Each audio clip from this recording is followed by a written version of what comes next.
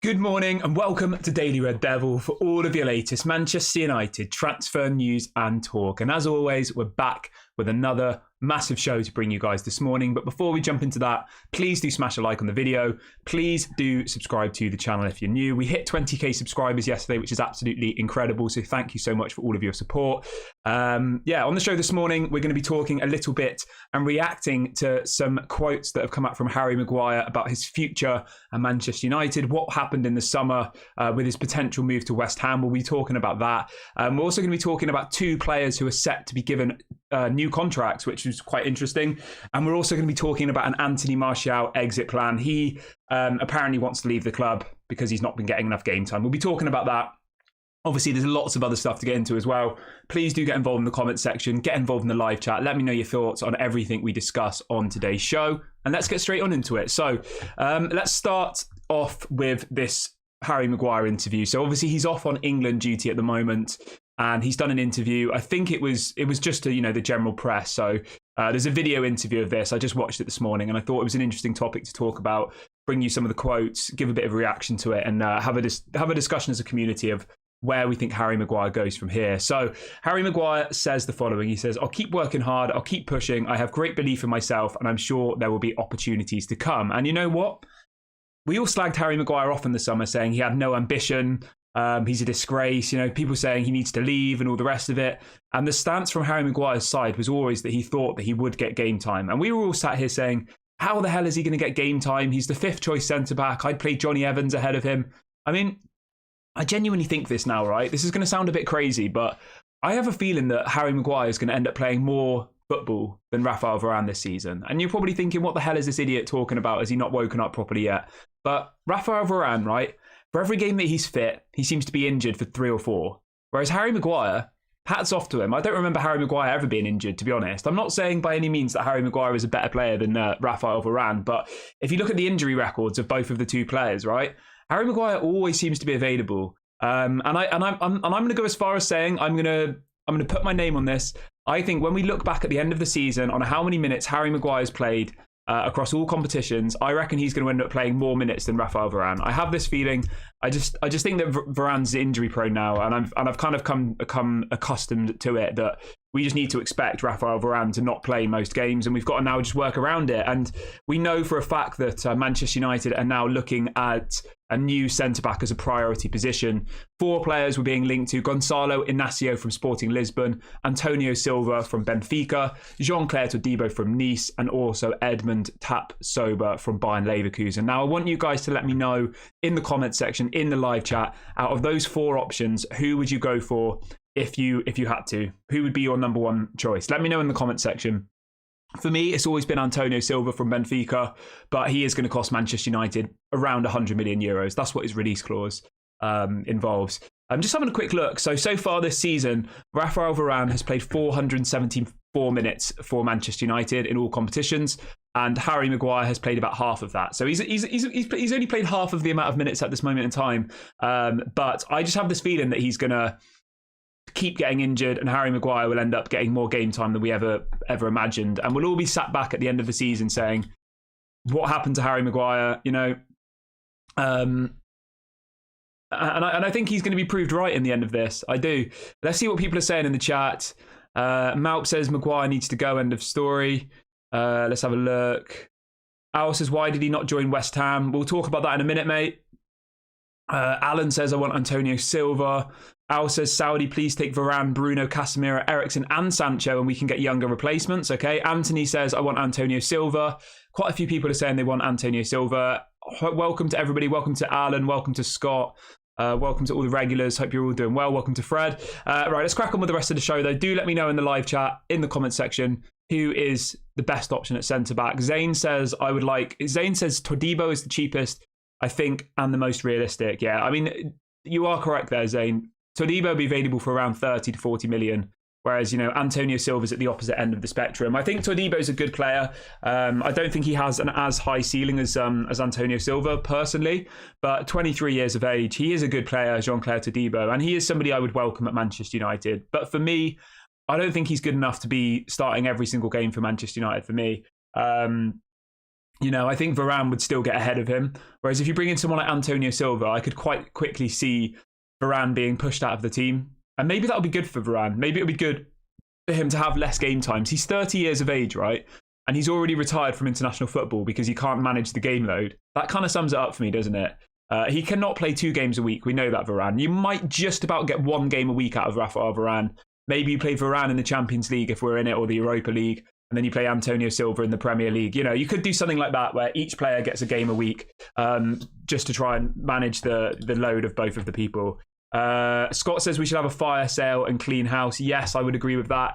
But yeah, let's crack on with the rest of the show, though. Let's continue with this Harry Maguire interview. He goes on to say that I've started 2 games this season and come in a few times off the bench. The manager can only watch training and make his decisions from training in the games when I got the opportunities to play. He says, of course, there are times when I could do more and could improve. I only do what I've been doing when I've come into the team, bringing positive performances.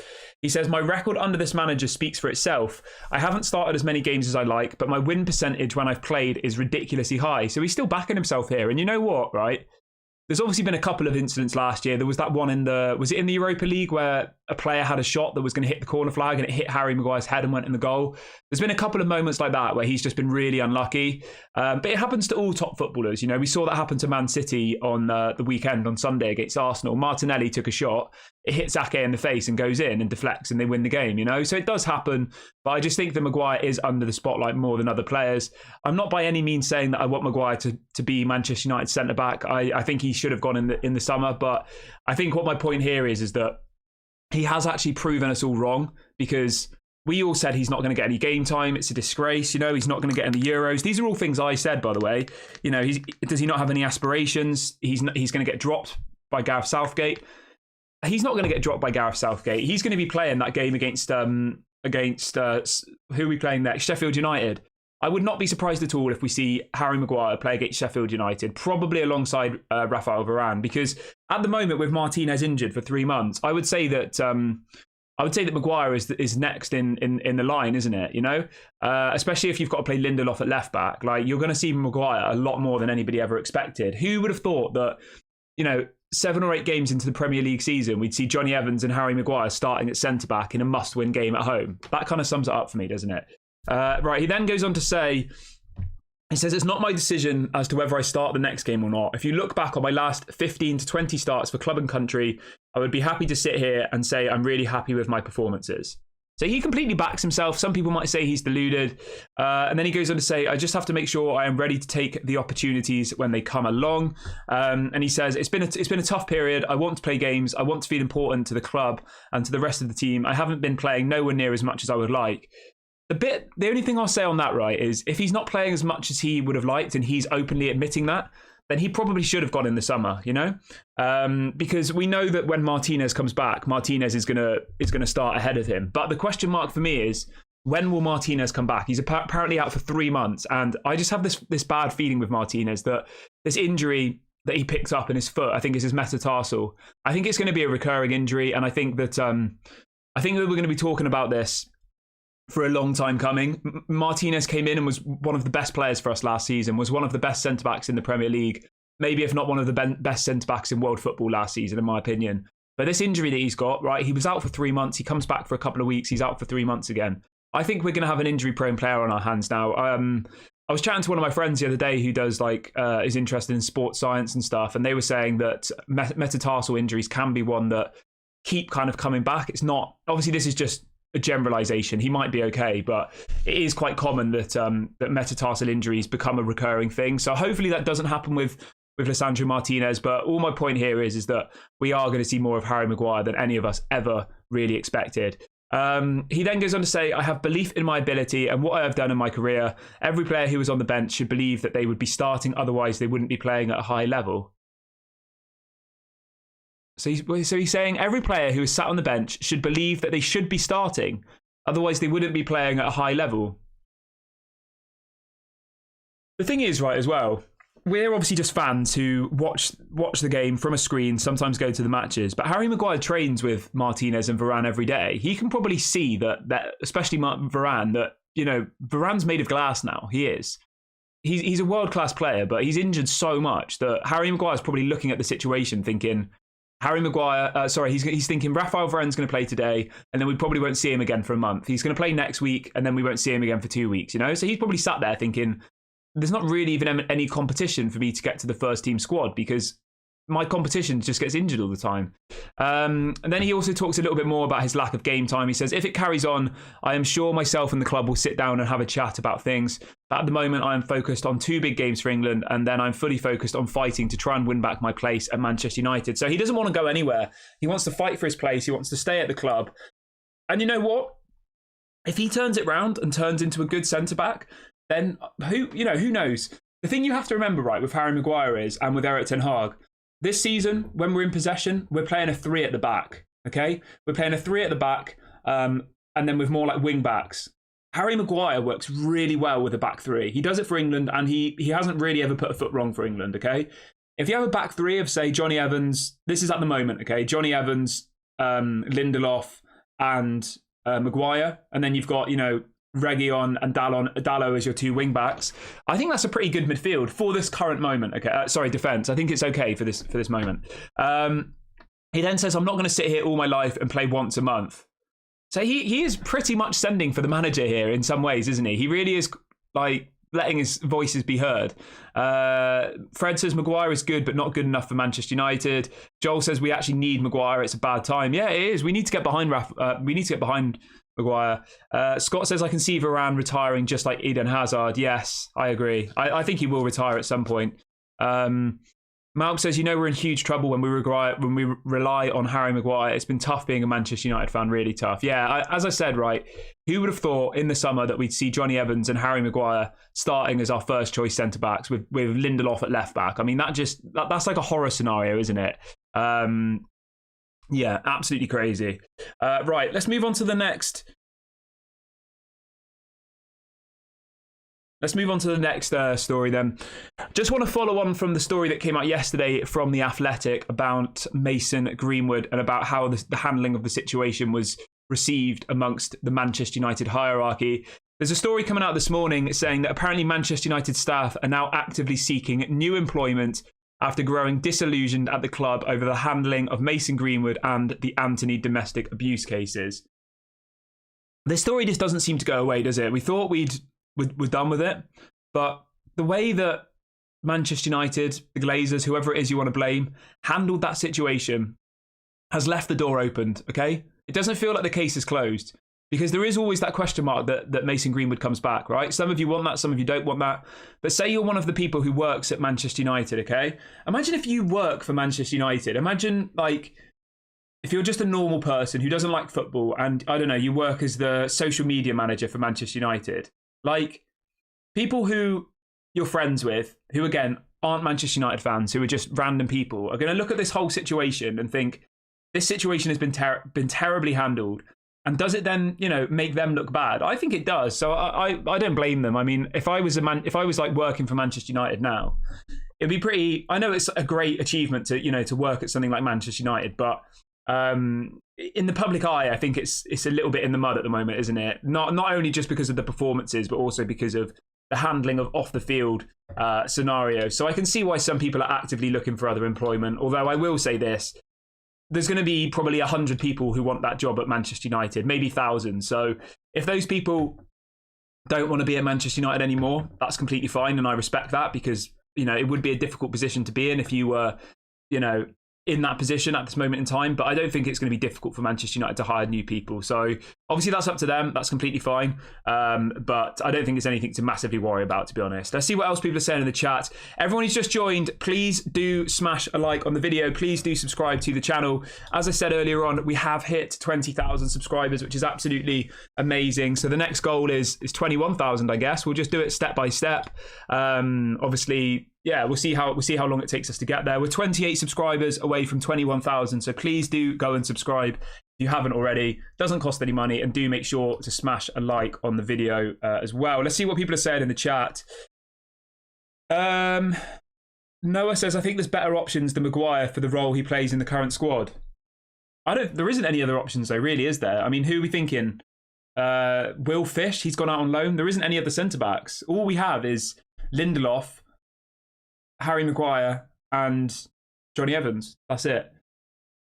Kerwin says Varane won't retire with Saudi in his sights. Varane is a well-decorated champion, second only to Ronaldo in that league. Yeah, I could see him going to Al Ittihad where Ronaldo plays. I could see that happening. And you know what? I love Rafael Varane. I think he's a quality player. I was really happy that we signed him. I was at the game against Leeds where they unveiled him, and honestly, like the buzz that game was unbelievable. I think it was over 4-1 or 5-1. It was the first game back after lockdown. I was at Old Trafford for that game, and they unveiled Rafael Varane on the pitch. And like honestly, the feeling that I got from that day was like nothing I've ever. It was such a buzz. We all kind of knew that Varane was joining, didn't we? But it hadn't been announced, and then they brought him out on the pitch, and I was absolutely buzzing. But I do somewhat agree at this point. I think if he's only going to play 1 game a month or 2 games a month, it's not really good enough, is it? Like, he is a quality player, but his injury record is not great, is it? It really, really isn't. To have played 474 minutes so far this season, right? We've played 10 games this season. He's only played half of the minutes available. Think of it like that. A centre-back, who centre-backs usually play all of every game, don't they? Most centre-backs. If you compare that to like, I don't know, let's have a look at like Saliba, for example, at Arsenal. So Saliba so far this season has played 990 minutes in 10 games.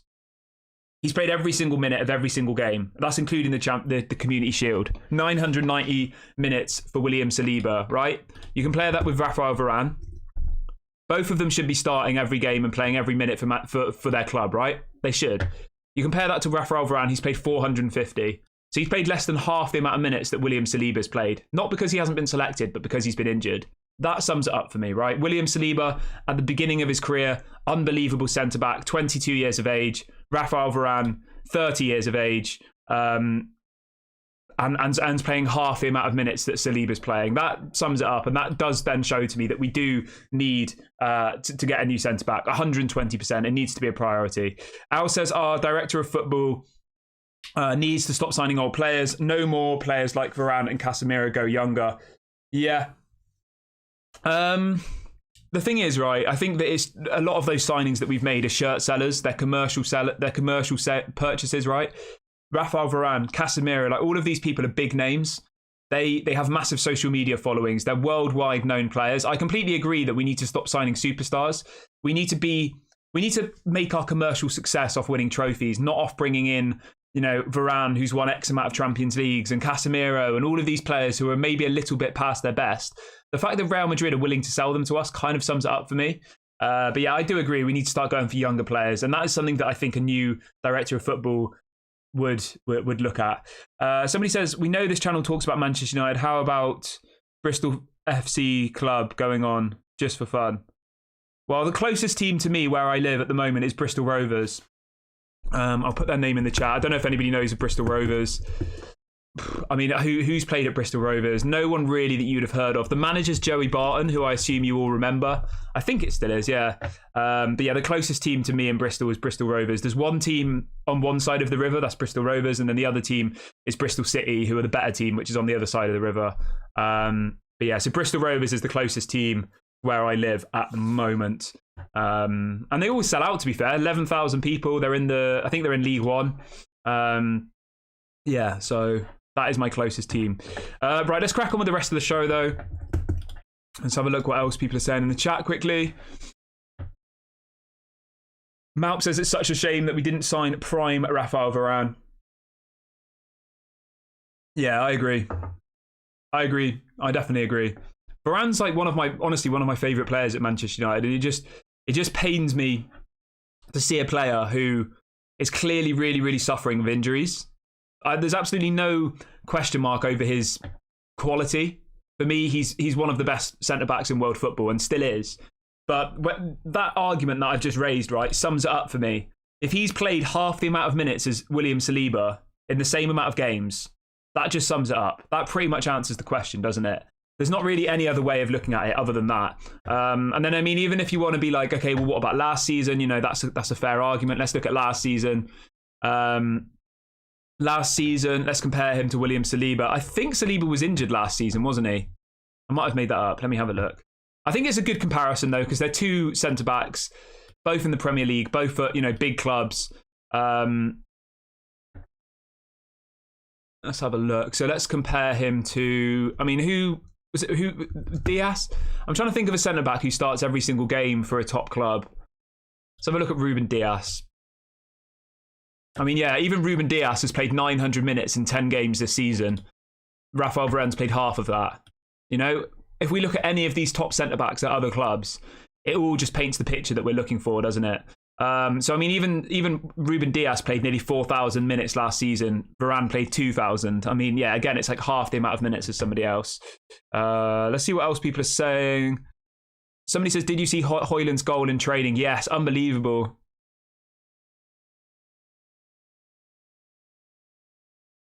Somebody says we should bring in Rudiger. I don't know about Rudiger. How old's Rudiger now? I mean, he's 30 years of age. Not Rudiger for me. He's an unbelievable player, but again, I think that's bringing in a Real Madrid player who's, I wouldn't say he's past his best. I'd probably say he's in his prime at the moment, but you know, in a couple of years' time, there probably will be question marks over Rudiger. I do like him a lot, though. Kerwin says Varane was never dropped from France. He retired to focus on United because he had his World Cup and UCL badges. Yeah, I obviously that's somewhat positive for Manchester United that he retired from international football, but I do still think that is actually somewhat a telltale sign, you know, the fact that he knows he can't play international football as well. That kind of sums it up for me. And even after retiring from international football, he's still now unable to play most games, you know. Anyway, let's move on to something else. I've said my piece on Rafael Varane. Let's talk a little bit about Anthony Martial. So this story's coming out from Rob Dawson this morning, and he is reporting that Manchester United were ready to let Anthony Martial leave this summer, but the only realistic offer that came in was from Saudi Arabia, and Anthony Martial refused to enter into transfer talk. So it looks like Martial did not want to go to Saudi, which kind of surprises me a little bit. I know he's only 27 years of age. Maybe he thinks he could go back to France and, you know, play it. Maybe he thinks he'd go back to someone like Monaco, you know, maybe like a Lyon. I know he came from Lyon before he was at Monaco. Maybe he's hoping that a French club will come in for him. And the other bit of news around Anthony Martial this morning is that Manchester United will not be looking to extend his contract. His contract expires in June 2024, so he'll officially be a free agent.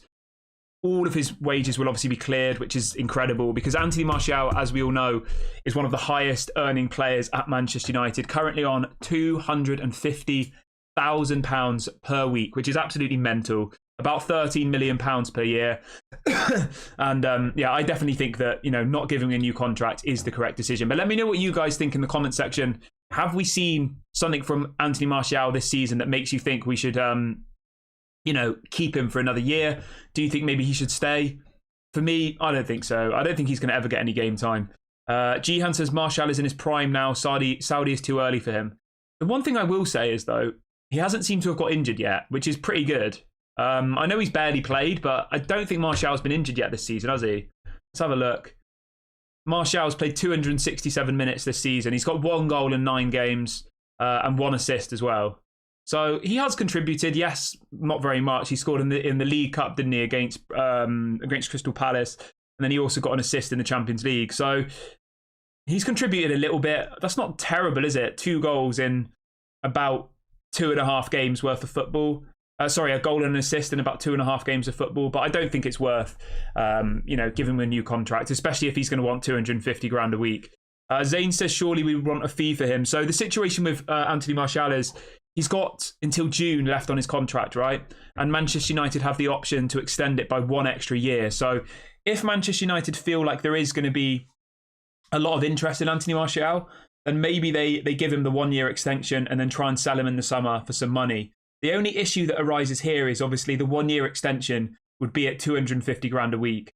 And do you think any club in world football is going to give him 250 grand a week? Probably not. So I think the selling of him is a bit of an issue because even if we gave him this 1 year extension, which we're able to do in his current deal, to retain his value, I don't think we'll be able to sell him then at that point because nobody's going to want to give him the 250. Whereas if he's a free agent, maybe a club would give him somewhere close to that. You know, if he's going to go to a French club, maybe they'll give him 150, 200 grand a week if he's a free agent. I don't think they will pay a fee and pay him that. So I think it's a bit of a double-edged sword that we've got to look at. Emmanuel says Old Trafford will not be used for Euro 2028 due to renovation, which means the sale may happen. Yes, I did see that. Anybody who didn't miss that, anybody who missed that, the UK will be hosting the Euros 2028 competition, international tournament. And yeah, Old Trafford will not be one of the venues because of supposed renovations. They haven't said what exactly, but Old Trafford has officially pulled out of that. So we'll have to wait and see what happens. Joel says, how many times has Anthony Martial played 90 minutes in the last 3 years? Once. I don't remember him ever playing 90 minutes in the last 3 years, to be honest. Maybe once, yeah.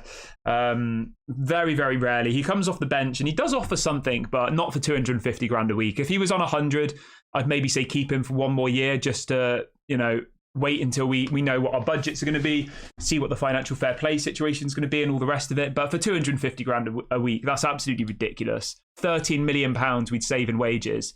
That's crazy money. So yeah, for me, it's a definite let him go. But let me know what you guys think in the comment section about Anthony Martial. Would you keep him? Would you sell him? Let me know what your thoughts are. Right, let's move on to the 2 new contracts. So we can confirm this morning that Aaron Wan-Bissaka is on the brink of signing a new contract at Manchester United, and apparently Victor Lindelof is also going to sign a 1-year extension. This hasn't been confirmed by the club yet, but this is what's being said in the UK this morning. So it looks like we will get those 2 tied down to a new contract. I think both of them, do deserve a new contract. I think Lindelof's decent as a backup. I'm not sure whether I would really want Lindelof to be starting every single game in the Premier League. I don't think he's of the level of a William Saliba or Ruben Dias or someone of that quality personally. But I think to keep him, as a backup is fine for me. And Wan-Bissaka, I think he's earned that contract, no doubt about it. He's been unbelievable since, obviously he's injured at the moment, but when Dalot was injured last season, Wan-Bissaka really helped us out. And I think he was a massive part of us getting that 3rd place and winning that League Cup. So yeah, fair play to Wan-Bissaka. Emmanuel says, Kieran, do you think the sale will happen in your own opinion? I think the sale will happen, yeah. I think it will. I said this on the show yesterday. What I think is going to happen is I think we'll get news soon that Qatar will be the preferred bidder. But then I think it's going to take maybe 6 months to actually get them into power, because exactly the same thing happened at Newcastle. They announced that they were in talks to sell to Saudi Arabia, right?